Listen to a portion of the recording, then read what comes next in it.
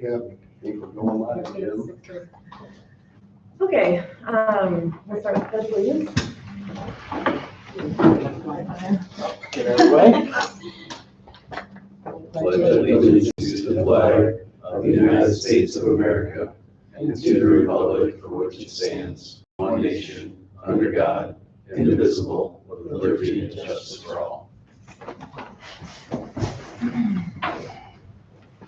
Okay, Mayor Bruce Visser is absent tonight, so I'll be running the meeting in his absence, and we'll call the meeting to order at 6:30, and we'll start with a roll call.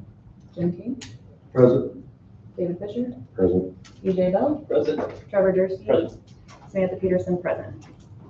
Okay, we're here for a work session with Solomon Lang. Thanks for coming, guys. Yep. I'll let you Thanks for take it letting us from be here. All right, so we've got one sheet in front of you today. So this is the culmination of the comments that we've taken over the last couple meetings here. This is the latest, basically pretty much locked in site plan. I'm just going to go over it quickly with you and then show you a couple things that we wanted to discuss, and then we'll take it from there. So again, for reference, existing building that we're in now, City Hall Library is here, proposed fire station location, it's this rectangle here. And highlighted are the various utilities and how they're getting hooked into. So blue is water, so we'll be bringing in new water service from 2nd Avenue. Yellow is gas, that's gonna come in from 3rd Avenue. It was originally scheduled to route from Park Ridge, but since we're leaving the existing parking lot, we're gonna hook on to the west. Green is the sanitary sewer, so it shows that we're taking that out to 3rd Avenue and picking up City Hall while we're at it, because we're gonna be interfering with that existing line, and to make the fall work, that's gotta be done. And then the kind of pinkish color is new storm sewer intake. So southwest of City Hall is the current site retention area. That's kind of the depressed area there. So you're gonna pick that up and pipe that underground to an intake that would be at the south end of the new return apron / parking lot. So it'll meet there and then continue along underground again, past the south of the station, and then daylight at the southeast corner of the property. That's gonna feed right into the retention area that we've got over there now, the soccer field / Right, yeah. water. Yeah, Okay. everything's kind of going from high to Sure. low, from northwest to the southeast. Any questions on any of that? All right. If not, then couple items I'm going to hit on then are the grades. Snyder and Associates has been working on the grades, and they've got the finished floor elevation of the building a foot lower than it was in the original design, but that's still well above the low point at the southeast corner. So the finished floor elevation kind of is pretty well fixed where it needs to be, where it maths out.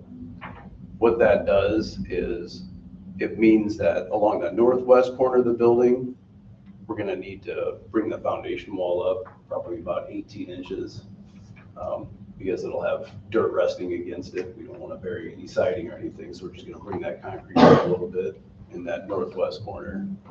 So the building will sit slightly lower than the parking lot. But that's, again, basically because it has to. The parking area along the back will be mostly flat. It'll pitch away from the building to the west, but that'll serve as the accessible pathway between it and City Hall. And that means that the accessible entrance to the building will be on the west side. And then on the north portion of the building, we're adding parking along the existing entry drive from 2nd Avenue. To keep that at a relatively flat slope for the parking spaces, it does mean we're gonna need to incorporate a few steps outside to the main front door. So we'll have steps and a handrail, everything, it'll, meet code, but that was one of the developments that came about is they're checking into grading for the plan. And then the final thing to note is on the east exit drive, we're gonna have anywhere from between about a little under a 5% slope to a little under a 10% slope north to south across that exit drive. And that again is dictated by the elevation that the building needs to be at to kind of make everything work. And then the fact that, again, the ground is sloping down toward that southeast corner. So it'll be more flat along the northern half of the apparatus bay drive. It'll be steeper pitched, high on the building side, low on the road side. How aggressive is that? It gets, Gonna be? it's steep enough to where it will definitely be noticeable. So 10% is 1 foot of fall and 10 feet out.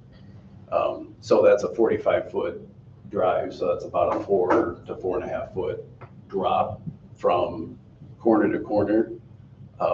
I did kind of grill Snyder on it. They are making sure that they're respecting the breakover angles on the fire apparatus. So that's a big deal to be cognizant of because they got a lot that overhangs the front and rear tires. They got really long bumpers. So you got to make sure that that the breakover angles aren't such that it would cause any of the front or back bumpers to hang up or for it to high center. So they're going to keep the first 5 feet right outside the garage doors relatively flat. So it'll be 1.5%, which is based at ADA considers it flat. And then it's going to slope down at those percentages that I talked about. And then where the sidewalk comes across, it's going to flatten out again to that 1.5%, which is again code required on sidewalks. And then it'll be about a 5% slope between the sidewalk area where it joins up with the street. Which is pretty hard to imagine when you look out there and it looks pretty darn flat. But those are the impacts when you put a flat building kind of in the middle of that. You gotta take a little bit out of the northwest side and then you have that fall in that southeast corner. So I think what it means is that they'll be able to pull the apparatus out. It won't be as ideal for probably routine maintenance working on it.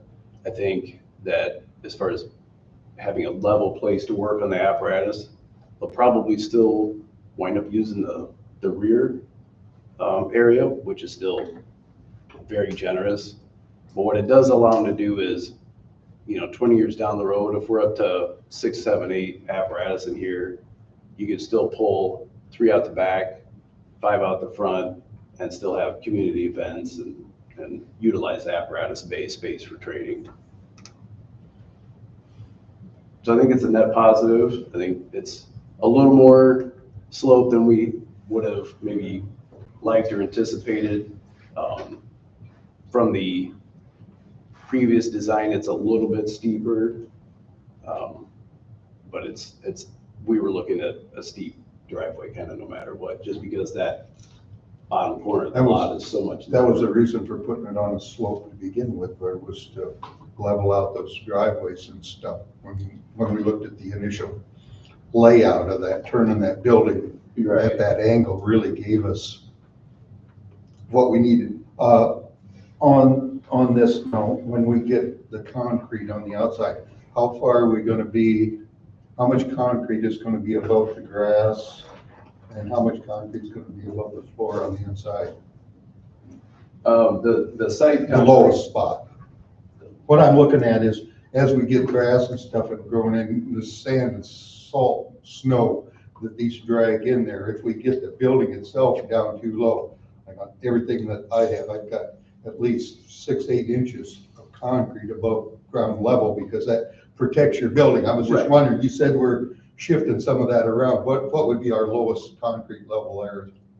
We designed that. We've designed the apparatus bay to have 6 inches of concrete exposed up above the floor level. Inside and outside? Inside and outside, so that you've got that buffer. Yeah. That hard-wearing surface. Yeah, because as you're dragging that stuff in and out, being able to clean that up, it really And it protects the Yeah. foundation or the structure of the building there. If you don't have that, that's. Right, yeah, we did the same thing at Center Point, we did the same thing at Solon, so that's a Some of the nice people use. that put that on a slab like that, it just doesn't last. No. You're replacing your sill plates and stuff just constantly. Right, so yeah, we're bringing, just so everybody's clear, if this is the garage floor, we're bringing the sidewalls up 6 inches, so those first 6 inches are solid concrete before. I knew that. I was just kind of concerned about the outside there. If we're doing some regrading there, that we don't have the grass and snow on the outside there, because this is a fairly large building. Right, And if you look like out here, when we get a good snowfall and that comes off of the roof, you can get a foot or two of snow pile up there. It's usually cold enough there, but as that stuff melts, it can be a problem there. We have to keep that clear. mhm. So fortunately, this roof, all pitches to the south, and so it'll have a gutter line and downspouts along that south wall. And then we're gonna tie those downspouts into this pink storm sewer that's underground. So that'll carry that away. It's a lot better than when they run it into my yard. Yes. That's what they did on the other building there, my buildings for 20 years. Did you guys, well, is there anything else on this that we, The only other thing that I wanted to point out or kind of bring up for discussion this evening, two things. One is the relocation of the drop boxes. So that's something that we want to get your input on. I think that could go either way.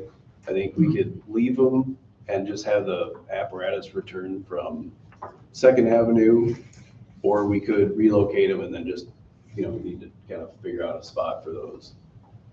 And then the other item was, right now we're showing an additional 5 spaces to the south of the existing Second Avenue entry. We do have the ability to grow this by another 5 spaces if we think that's desirable. Of course, that's additional cost, and those spaces will be pushed into the ground a little bit, but we've got the option to add additional parking if we feel it's needed. Personally, I'd like to see a relocation of those drop boxes. We're still having an issue with rainwater on both the water bills and some of the books. And if we got to do a relocating and then more weatherproofing on there, because that's an expense. The books, I mean, we can buy new books, but when the checks get wet or the bills don't come due, that becomes more of a labor intense issue for our staff to have to contact people and work it out. And that's been an ongoing problem for a long time. I'd really like to see us, since we're doing a project like this, address that at the same time, just customer service. Yeah.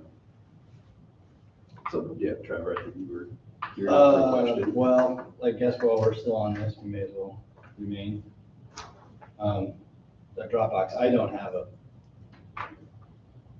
really have a thought or a compelling conviction either way on where they're located. I think, What's your question? I thought we only move it, if we move it only if we don't put the, If we don't, what Snyder proposed last time is if the return apron from Third Avenue doesn't go, we have then to take out that. then the discussion was to be able to bring fire apparatus in from Third Ave, you would need to remove that island with those mailboxes. They can't move around through that concrete. what do you think? But we could have them return from Second Ave and then loop into the station. The plan is to have both of those options available to the fire. No, for one. I mean, that was kind of the question for this evening. So if we do the drive-through to Third, Yep. then we wouldn't really have a reason to move the Dropbox unless, well, we could, Again, it's an ongoing issue, But we but wouldn't- yeah, whether we we do it or wouldn't not, need to move it it really. could be a separate project. I'm inclined to leave the boxes the way they are. And And then then folks Come in on Second Ave. that are used to using it that way, we don't mess with it, and I haven't heard anybody really with a strong conviction that it needs to change, so. Right.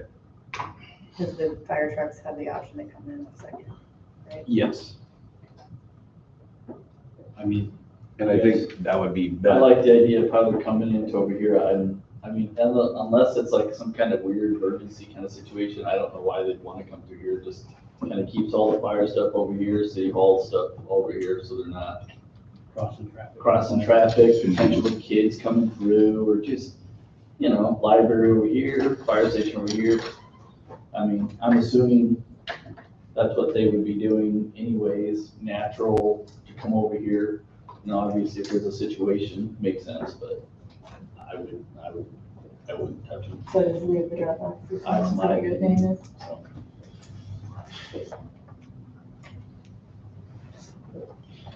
And then if we do the return apron works out, then it's a non-issue. Correct.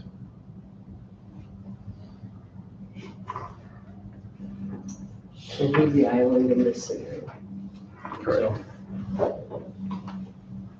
And then I think, we could look at, maybe there's a better drop box for the bills to help keep them dry. Right, I think it's a separate issue. Separate issue.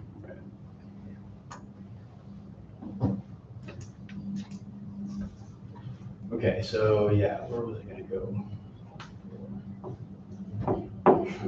So we were talking about the grades at the apron. Is that, you might have had a question on that.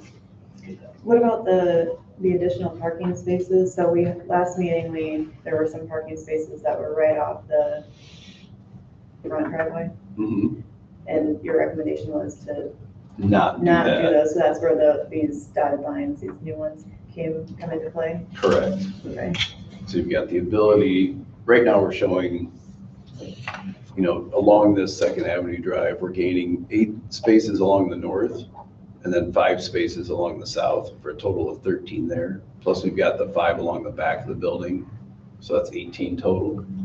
That I think could pretty easily be dedicated to fire station use. And then the question is, do we want to extend and fill in those dotted lines to gain another 5 spaces close to the fire station? I'm reticent to add it. Is that Add existing much. concrete or new? That would be Fill new it, we'll have to concrete. add, it'll have to be raised, right, the grade? These would actually wind up being a little bit lower than the fire station Oh. building themselves. So that's where you've got to come out and around and go up 2 or 3 stairs to get into the front of the building from those parking spaces. I would assume the cost is marginal. Yeah, I mean, it's kind of a math equation, more paving equals more dollars. And that doesn't do anything to the traffic? Correct, yeah, it doesn't impact traffic. I'll leave it as is. but- Yeah, I guess I don't feel strongly one way or another, because with the current parking that you had planned, I think that's enough It was for responders, I think. There's is still what we- a strong increase, Yeah. even after you remove these parking spots from general use, which we know they could be available most hours, maybe not back here. People probably won't walk anyway if stuff's available, but yeah, they're not gonna, I think we're fine. Natural progression. That's gonna add, we're losing all of this dash. Probably thing. coming over So they're maybe gonna be wanting to put around. 10% of the at bats, yeah. Right. Folks using the city hall library Yeah. buildings. They'll naturally migrate to the This spots comes closest to out, the door have all Correct. that they're I wish- heading to. I need a highlighter. That It gets may really be nice. confusing There probably wouldn't be on used that traffic anyways, flow won't to be get doing to it. the drop box. I say leave it. Okay. There's 13 in Yeah. that lot. and- Well, I'm not worried about that. I'm Five talking about more here for back. the city hall Correct. traffic and then people, because For a total of they're gonna be 13. using the parking lot 5, 6 times as much. Well, maybe not, we're 200 calls, but that's what I was wondering, how these people are gonna get in and out of the drop boxes. Because right now they got this straight shot there, and they're gonna, of course, they can drive across the parking area there. But are we gonna end up putting marking lines or something to get from Second Avenue to the drive-through and the drop box up on the library? You see what I'm saying? I mean, Well, see, right now it's just a straight shot, but if we put those parking in there, then the people coming in the library are gonna be kind of weaving around there, and I just, we can ask Snyder to take a look at that, you know, if it. look at needs- the traffic flow and needs like a stuff, because the center. traffic Right. flow to the library is hopefully 3 or 4 times what it is to the fire station, but with our call increase, it's not what it used to be.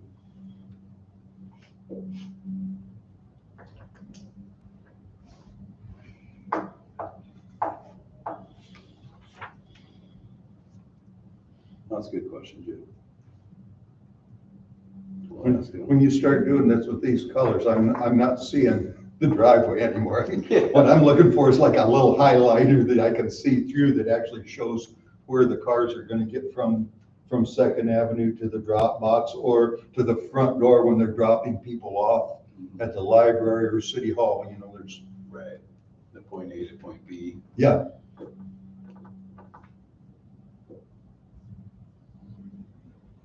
Yeah, I think this exhibit, you know, they're trying to shade the areas of new concrete and Yeah. kind of left the existing as white, but it does. Every time you make things just a little less convenient for people, there's an awful lot of negative feedback from the general public.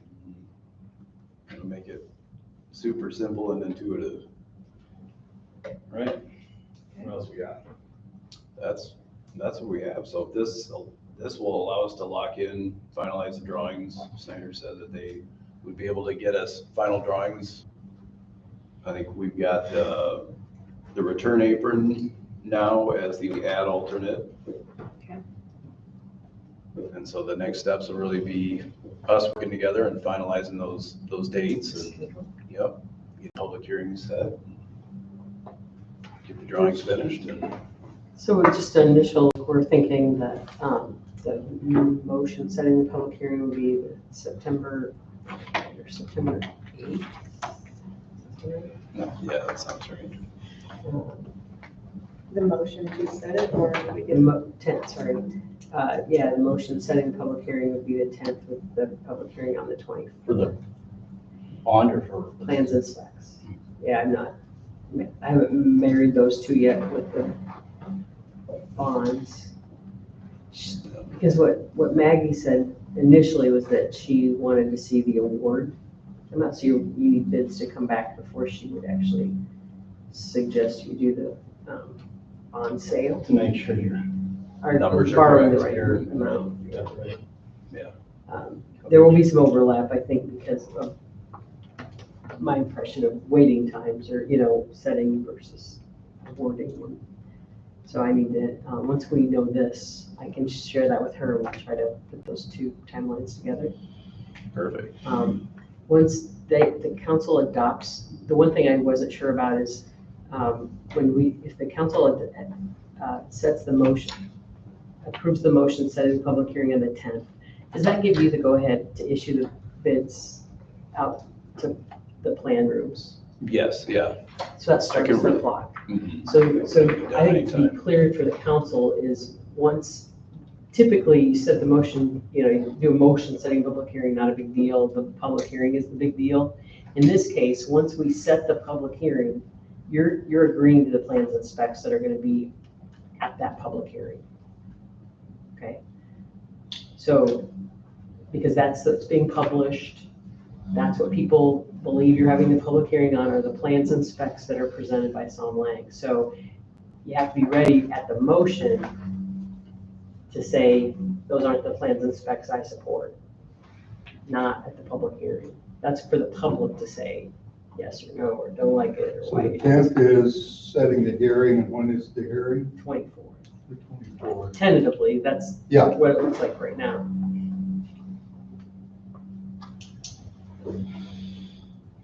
So that means we're October before we can okay bids. So we're pretty close to lose this construction season again.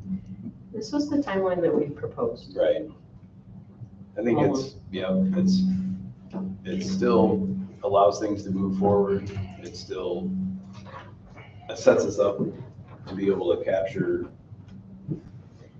If we don't have a November snowstorm. The construction cycle this season, if it holds, and even if it doesn't, it still gets the ball rolling for procurement. The longest lead item is the pre-engineered metal building itself. Sure. So as long as that's in the works, if a contractor is awarded, then they start procuring that, but there's a shop drawing, timeline to that and everything. So it gets everything kicked off and allows them to get the site prepped. Problem is our firemen are gonna be another whole winter We don't dealing know with the that yet. situation that they're dealing with now. Yeah, I mean, to me, that's, we were ready to start this in May. We should have the building. Councilmember Moving Kane, by again, that's now. not the Psalm Lakes I know, issue. I got it. So if we have a public hearing on the 24th, they'll have had the plans for a couple of weeks. right, You want to give them 4 weeks? 4 weeks for the bid. Which means we would not be able to open bids on the 8th of October. We're like a week short. But we might look at that just to see because the other thing is I assume council would be interested in holding a different meeting to open bids. The 8th would be okay. 4 weeks from the 10th. Right at, is that, so it's possible we could plan it so that Right. October 8th, we'd open bids that day. We usually you'd have hours, not Right, hours, not to, days. not but days if to it's feasible. make sure that the bids are all okay. And then it's by law, once he opens the bids, those bids have to be read at the next public meeting, which would be that night. So we'd probably open bids sometime that afternoon or morning or something. Yeah, it's usually 2 p.m. 2 p.m. for the bid opening. 6:30, you would hear those bids and potentially award Mhm. if there are no irregularities with the bids. You could literally award that night to the lowest responsive bidder. If it's clear Yes. and there are no legal I think questions. I would want to back check that with Maggie, just from a Yeah. fiduciary standpoint, but yes, you could, once you've got the bids, you can. Yeah, award she them. might want to delay too, but I don't know, yeah. Okay. So, and then once they're awarded, the timeline, as I remember, it was like 30 days to mobilize. Typically, yeah. So I think we were hoping to mobilize the 1st of November. Right. So it'd be really close. Super close. And then the, accepting a bid, will that be a resolution that basically gives you or the mayor the ability to enter into the contract with the contractor? Because I'm assuming the contract wouldn't be provided at that point. Correct, Authorizing the mayor. right.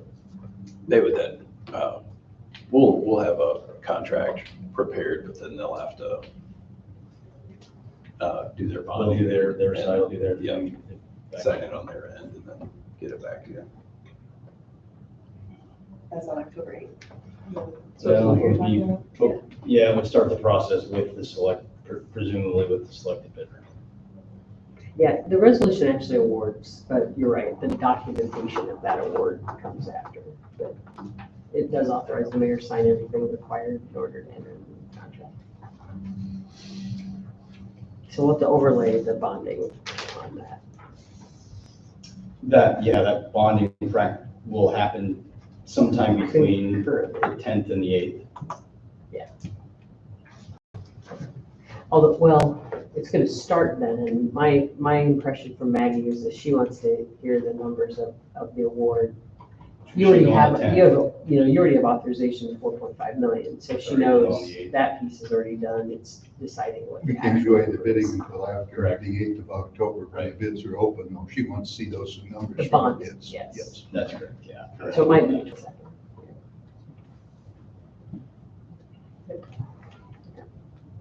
And then the other piece, actually, sorry, I knew there was a third piece, FEMA. FEMA, yes. So with this, I'm thinking as soon as Snyder's ready, as soon as you're ready, we'll take We'll it, get send them to FEMA. Homeland Security to Yep. to have a look at. We're hoping because it's on the footprint that has already been reviewed, that will go fast. That we haven't changed. Typically, it's environmental, and environmental is typically the site, not the building. Right. remember what I was gonna ask. Did any preliminary soil work, I thought there was some talk that some work ahead could be in the process. Has that happened or? Yes. Yeah, Terracon did the soil borings. I've not seen the results of that yet, but that's something that we want to get and incorporate into the construction documents when they go out for bid. The soil boring is all done and okay, we had to get that done. That was the last thing that we waited before the May. No, Councilmember Payne, we had, Terracon was here last week Okay. and doing what was authorized in 2022. I mean, it Right. was authorized a long time ago.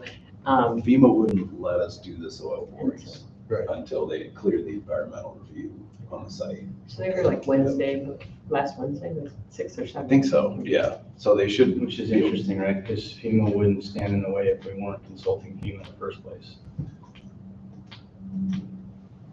Yeah, they wouldn't have had a say in the matter. If we were just gonna build it without the grant, they wouldn't have a say in whether we did soil borings last month, this month, next month.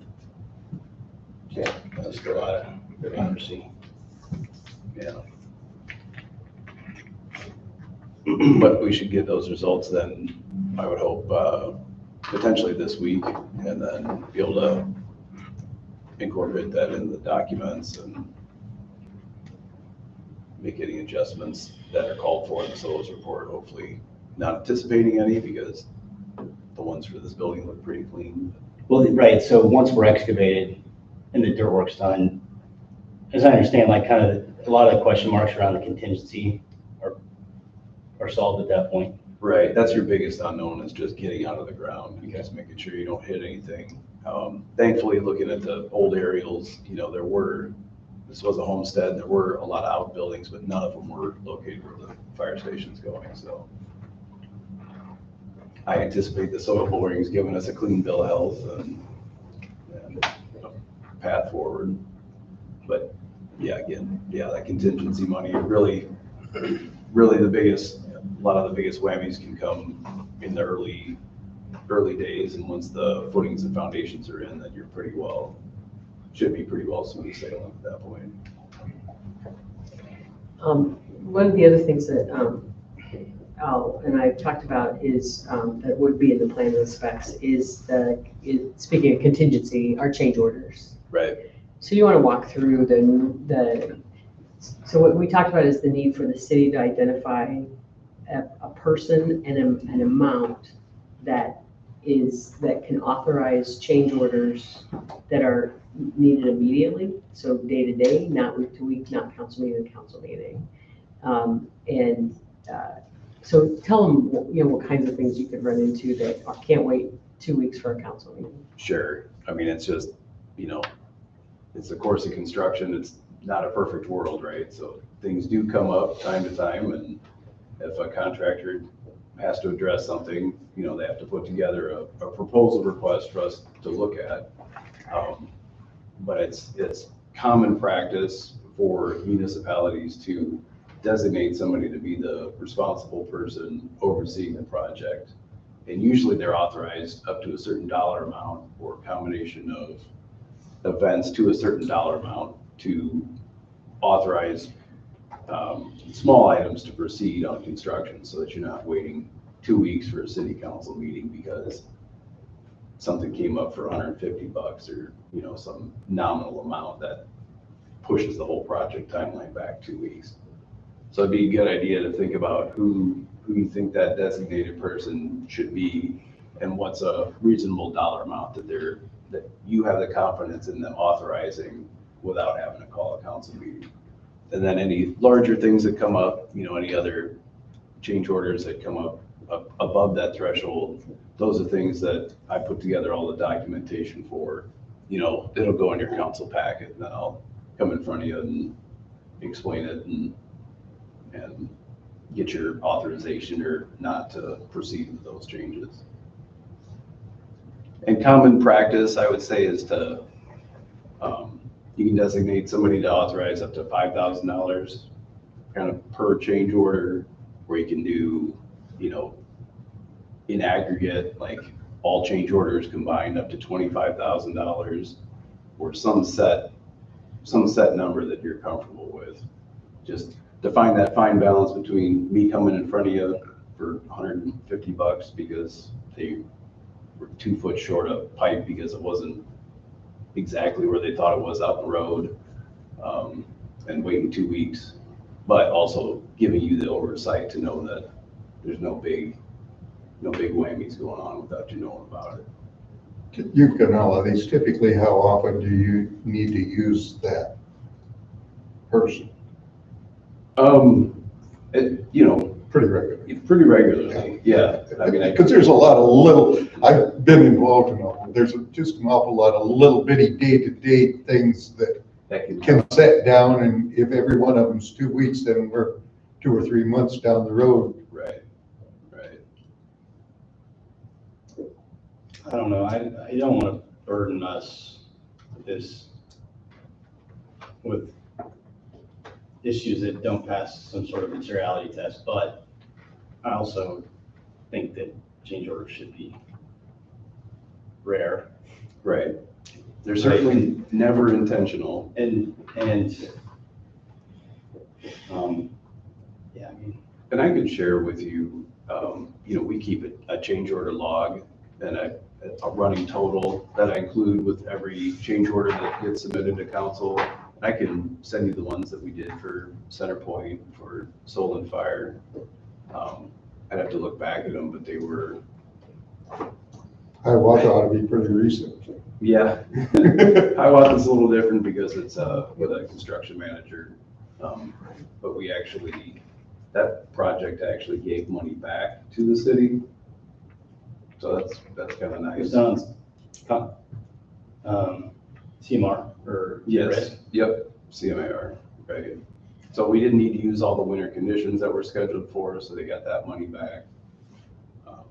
So there's Are pluses you and usually minuses. involved in that sort of thing, like incentives offered to the construction manager to come in below the max price or something? I don't know, sorry. Project delivery is something we get into for my work and stuff. Sure, yeah, It's interesting that it's now open to municipalities because previously it wasn't. correct. FEMA still wasn't comfortable. It's my Really? understanding. Yeah, we ran it past Iowa Homeland Security, which administers the funds on FEMA's behalf, and, you know, it just hadn't established enough of a precedent yet that they were worried that it might jeopardize your FEMA funding on this project, so we continued with the traditional hard bid approach. But yeah, as far as number of change orders, you know, I'd say they probably might average around about a dozen. And as far as the dollar amount goes, you know, we like to pride ourselves and try to keep it, you know, in that 1 to 2 to 3% range for the total project. So not big dollars in the grand scheme of things.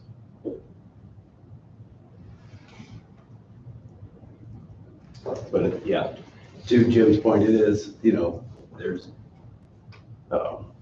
there can be a fair number of questions that come up during construction that just the contractor needs an answer and needs to know which way to proceed. And so Maybe somebody also needs to be willing to tackle that to keep it describe moving. to the, on the same vein, I don't mean to interrupt, because I think it's the same question. What does the, how the council, or, you know, how the council is represented Mhm. at like weekly construction meetings? Sure. So in my experience, I was owner's rep for all the buildings I managed for Cedar Rapids. So I know who's around the table, but I'm sure that municipal buildings are different than what you've probably seen if you helped a company build a building. Mhm. So maybe describe that, because I think those are interlinked. The council, you want to, if you want to know who's at the table on your behalf. Right. Talking to these guys and whoever the contractor is, and Well, that's what I was kind of thinking of, is I and want to then you make have the sure person saying, It's it's an okay. advocate that's going to act appropriately on behalf of the city. So Mhm. For that Center- makes me lean certain directions on who I'm comfortable with. Yeah, definitely. For Center Point, it was the fire chief.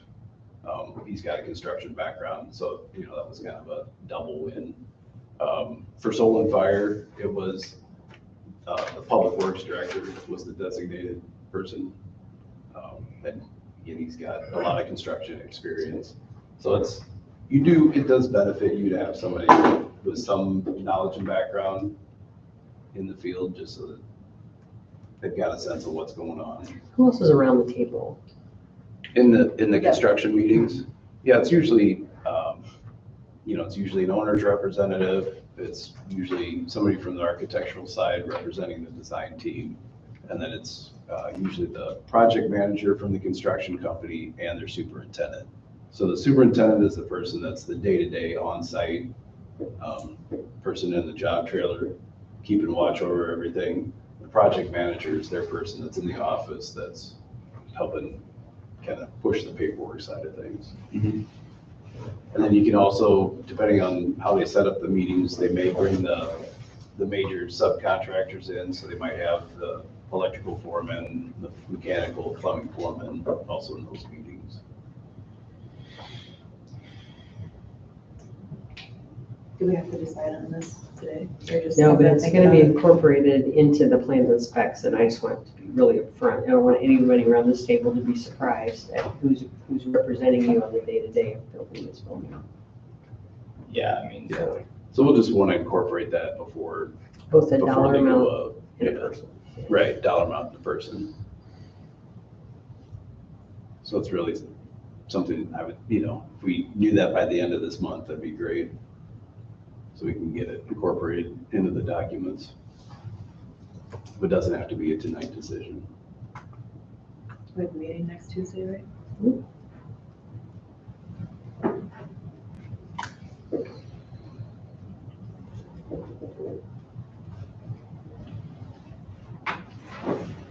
I mean, for us to deliberate on this, I was gonna say, are you really gonna need a resolution or vote? I mean, I don't know. well, like, we, you would vote on it in the plans and specs, but you'd have to be able to give us clear direction on who to include in there. So if you think that's better to do a discussion and action, I mean, you can make a motion at the meeting, I'll put it on the agenda.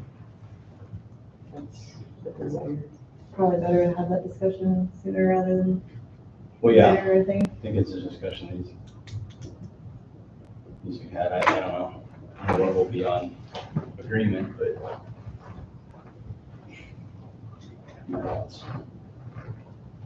And we might want to check with people, to make sure that. Before they're Well, it's gonna have to be somebody that's willing to take it on. Right, that's what because I there was gonna say. It's might a be people that volunteer aren't thing. willing. That's what I was gonna ask, is if, in the interest of consensus on the council about this person, does it need to be a city staff or an elected official? Doesn't sound like. Can it be an appointed resident? Obviously, it doesn't, if it's a fire chief. Right.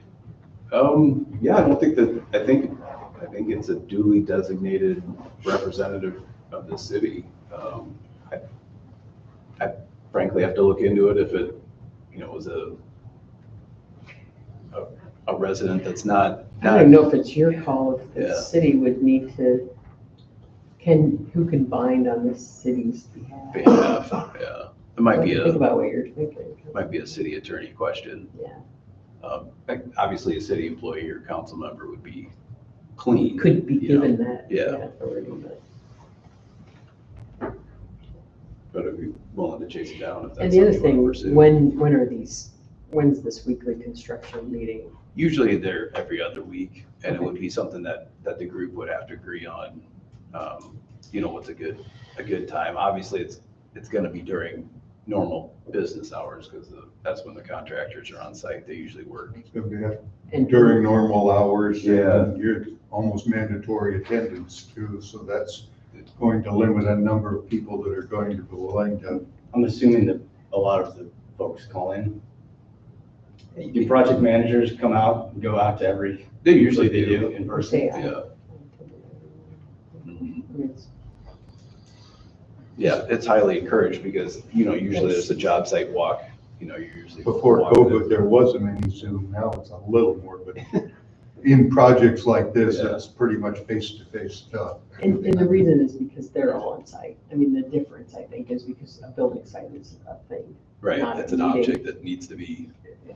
Well, built. fair, but updating my Gantt chart might not require me to Sure. see.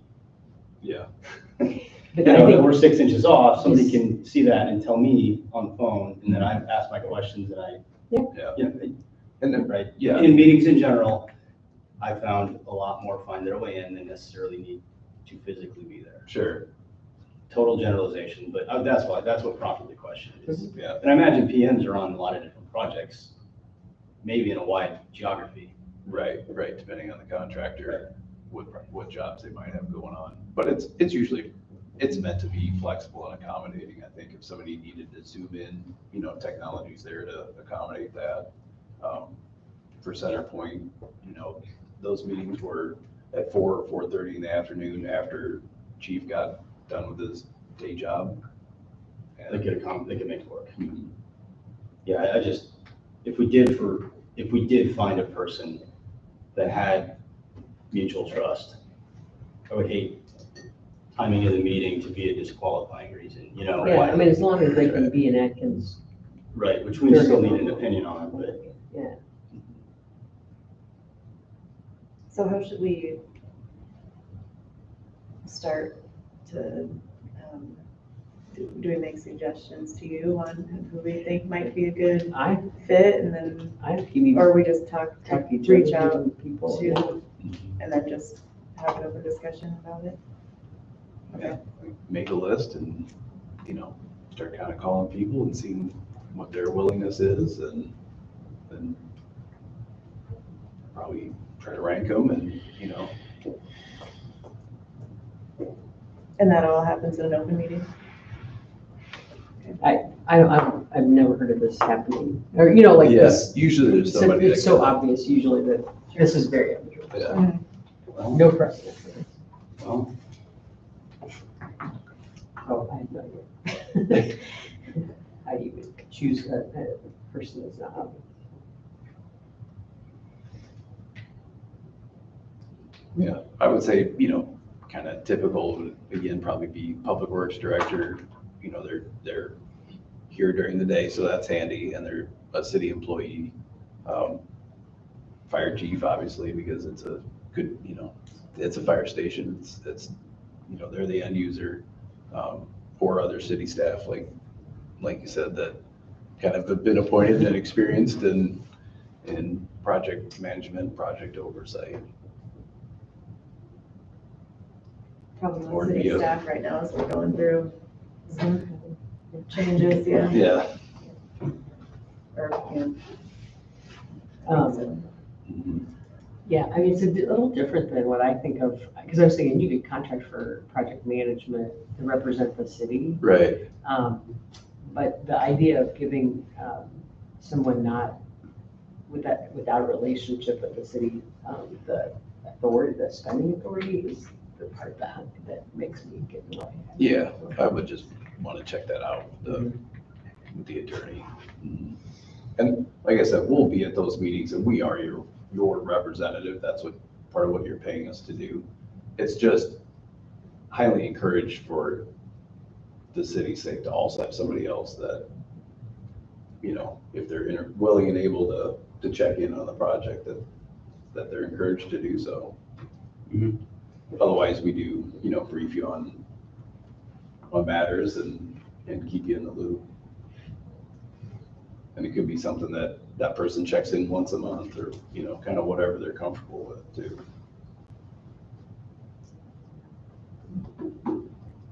And I assume the construction meetings or these weekly meetings, bi-weekly, would be welcome to come if we're, Oh, certainly, if we're able to, or anybody Certainly. can just sit in or, Right.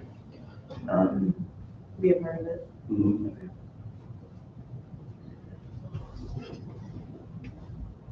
As long as We there's should not more probably- than 3 of you. 'cause I was then gonna it's say, a it's not a meeting. public meeting. Yeah. As you say, not a public meeting. You'll have to have a sign-up sheet. Because the other thing we could do is, If it was a quorum, it'd have to be a public. Right. So we'd have to watch the quorum thing. Right. having a third one is that's the trick. Think about what communication you want to put up on the website, including the change order log. I mean, all of that's public record. Right. And so you can be as transparent as you want about during the construction to try to quell any rumors going around town that something was done when it wasn't. So, I mean, there should be a way to keep that you know, kind of transparent as well. Maybe that'll help something.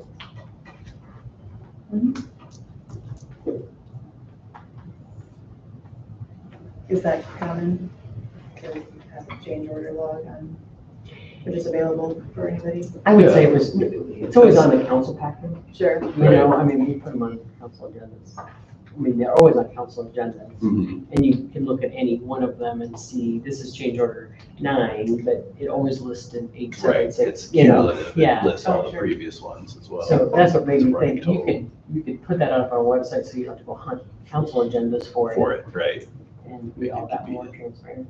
right. It'd be easy to upload to the, Correct, oh yeah, but it'd be easy to track the, you know, the construction. I mean, we probably could put minutes of those meetings up. Yeah. I mean, that's probably a little more unusual, but I think that should be doable. I would think. Yeah, usually the contractor's responsible for, you know, they're responsible for the agendas and the meeting minutes during those construction meetings, since they're running it, but that Yeah. should be, Right, should and they be go out, once publishable. the city gets it, put it up and. right, Just trying to think of ways, and you guys should be thinking of ways too, how do your constituents want to hear how it's going? Not just Facebook or rumor or whatever, but how do you create an official record so that anyone can go back and say, you know, that happened or didn't? Yeah, I think the more of that we can include on the website, and if we were post on the City of Atkins Facebook page, always linking back to the website, I mean, I think that's helpful, and more transparency with that is, would be good. yeah. And pretty simple really too. I mean, it doesn't sound like a lot of work to keep it running. No, because I think that, like you said, the documents are somebody else's responsibility, so we would just be uploading. Their work, right, Yeah, I mean, the website needs some refreshment, but I think that the data's out there in a way that it hasn't been, Mhm. that I've seen since, you know, at least in the last year. I can say that now. So I think it would just, I mean, following the same kind of cadence Yeah. you've been on would be this kind of departure. I mean, we got to solve the staffing issue, and then we can start talking a little bit more steps towards a permanent solution here. The first thing is just getting it available.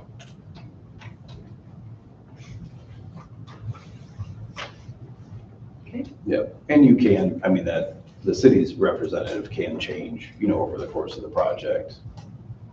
It's just not something for continuity's sake you'd want to change multiple times, so. But if you need to kind of designate somebody for now with the hopes of, Oh, sure. you know, Staff. yep,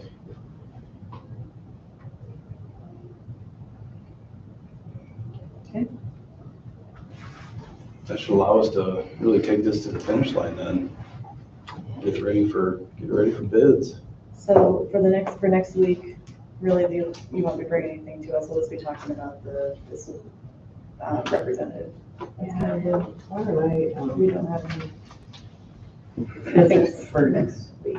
Right, I would say on the Correct, yeah, 27th design. agenda, it would be, I think, this question of project manager and timeline.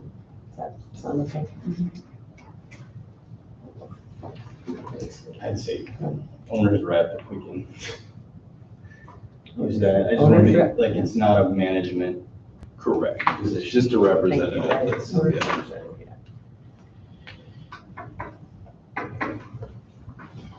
It'd be really nice if it was superintendent for commutes and running, but he's dead. He did a lot of that for the city. Really? Yeah. It's their custom. He started out with running their construction, worked up to superintendent, and he was program manager for the hospital and 2 or 3 other ones that way. When he retired, then he Anything oversaw else? several things in town. That's all I have for this evening. Okay. Motion to adjourn? Second. Um,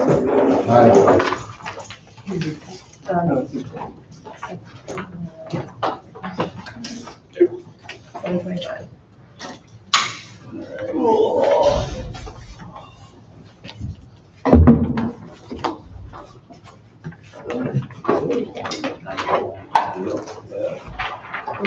Grab supper. Yeah. Thank you. Yeah.